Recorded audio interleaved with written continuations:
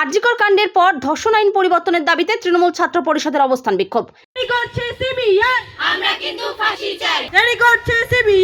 আমরা কিন্তু ফাঁসি চাই। আমরা কিন্তু ফাঁসি চাই।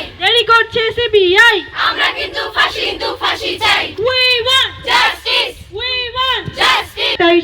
শুক্রবার রাজ্যের অন্যান্য কলেজের সঙ্গে জলপাইগুড়ির প্রসন্নদেব মহিলা মহাবিদ্যালয়ের গেটে এক অবস্থান বিক্ষোভ কর্মসূচি পালন করে কলেজের তৃণমূল ছাত্র পরিষদ কর্মীরা। এই প্রসঙ্গে তৃণমূল ছাত্র পরিষদের পিডি উইমেন্স কলেজ ইউনিটের দায়িত্বপ্রাপ্ত মিষ্টি সিং বলেন, সমগ্র রাজ্যের সঙ্গে আজ দুপুর 1টা থেকে আমাদের এই অবস্থান কর্মসূচি শুরু হয়েছে, বিকেল 5টা পর্যন্ত চলবে। আজকে আমরা জানি বিগত 9ই আগস্ট কলকাতার আরজিকরে ঘটে যাওয়া যে নিন্দনীয় ঘটনা ঘটেছে তার প্রতিবাদে এবং আমাদের 28শে আগস্ট তৃণমূল ছাত্র পরিষদের প্রতিষ্ঠা দিবসে আমাদের মাননীয় নেত্রী মুখ্যমন্ত্রী মমতা বন্দ্যোপাধ্যায় আমাদেরকে নির্দেশ দেয় যে আমরা প্রত্যেকটি কলেজের গেটে 30শে আগস্ট অর্থাৎ আজকে আমরা এই ধর্ণা মঞ্চ যেন আমরা করি। তার জন্য আজকে আমরা প্রত্যেকটা কলেজে এবং আমাদের প্রসন্নদেব মহিলা মহাবিদ্যালয় কলেজের গেটে আজকে আমরা এই ধর্ণা মঞ্চ আয়োজন করা হয়েছে। কার বিরুদ্ধে এই ধর্ণা মঞ্চ?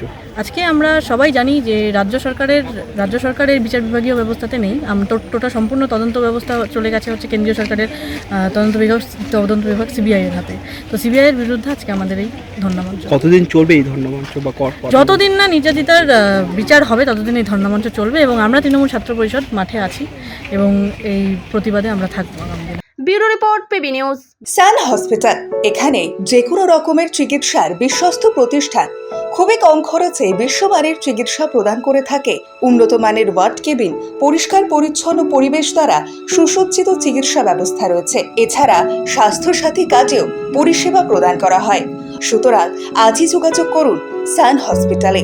ঠিকানা জিটি রোড, ভাঙাকুঠি, বর্ধমান।